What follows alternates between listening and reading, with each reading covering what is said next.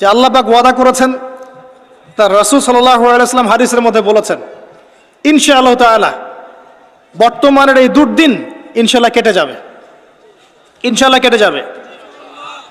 একটা প্রজন্ম আসবে যাদের হাতে আল্লাহ রাব্বুল আলামিন দ্বীনের বিজয়ের পতাকা দান করবেন ইনশাআল্লাহ।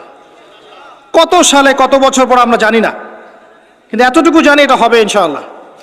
যারা হবে, যাদের দ্বারা হবে, তারা কোশ্চিনকালেও এরকম রিয়া, অহংকার, হিংসা বিদ্বেষ, আইওয়াশ, হারামখোর, দুনিয়ামুখিতা এ ধরনের সংস্কৃতিতে অভ্যস্ত হবে না ইনশাআল্লাহ। মাহফিল অ্যাপ, একজন মুসলিম হিসেবে মাহফিল অ্যাপ ব্যবহার করা আমাদের ঈমানী দায়িত্ব। যাদের দ্বারা হবে দেখবেন তারা তাওহীদপন্থী হবে, সুন্নাহপন্থী হবে, হালাল খাবে, ওদের পারিবারিক আদর্শ ঠিক থাকবে, ওদের মাঝে ঐক্য থাকবে এবং নিজের জান মাল সময় শ্রম দিয়ে তারা আল্লাহর পথে কাজ করবে ইনশাআল্লাহ। দেখে নিয়েন তাদের দ্বারা ইসলামের বিজয় হবে ইনশাআল্লাহ। মাঝখান থেকে কি হলো?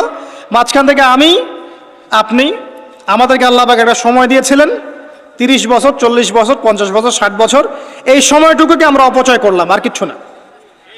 আর এই সময়ে একটা চান্স একবার চলে গেলে আর কখনো আসবে না। ইমাজিন, আপনি মনে করেন ইউ আর ডেড, আপনি মারা গেছেন, তারপর বুঝবেন যে আপনি মারা যাওয়ার পরেও উম্মার কিছুই যায় আসে নাই, এই মহাবিশ্বের কিচ্ছু যায় আসেনি, আপনি এসেছেন চলে গেছেন। যখন ছিলাম পৃথিবীতে তখন আমি আমার উপর অর্পিত দায়িত্ব কতটুকু পালন করেছি এর হিসাব আমাকে দিতে হবে পরকালে কিয়ামতের মাঠে। আল্লাহ পাক আমাদের কথাগুলোর গভীরতা বোঝার তৌফিক দান করুন। আমরা সবাই চাই উম্মার উন্নতি, অগ্রগতি, প্রগতি এবং বিজয়, কিন্তু আমরা এখন যা যা কাজ নিয়ে ব্যস্ত আছি এগুলোতে ব্যস্ত থাকলে এই বিজয় অর্জিত হবে না। আমাদেরকে রাসূলুল্লাহ সাল্লাল্লাহু আলাইহি ওয়াসাল্লাম এবং সাহাবায়ে কেরাম রাদিয়াল্লাহু আনহুর মতো করে দ্বীনের পথে কাজ করতে হবে।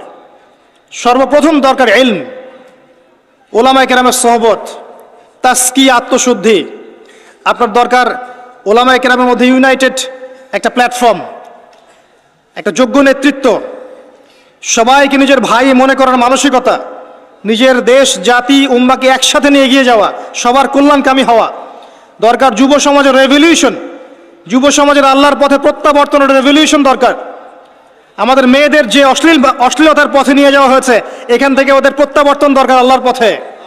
আমাদের পরবর্তী জেনারেশনকে আবু বকর, ওমর, ওসমান, আলী রাদিয়াল্লাহু আনহুর মতো আদর্শে গড়ে তোলা দরকার। অনেক কাজ বাকি আছে, অনেক কাজ বাকি আছে, কাজের বহু বাকি আছে, পথ এখনো যোজন যোজন দূর।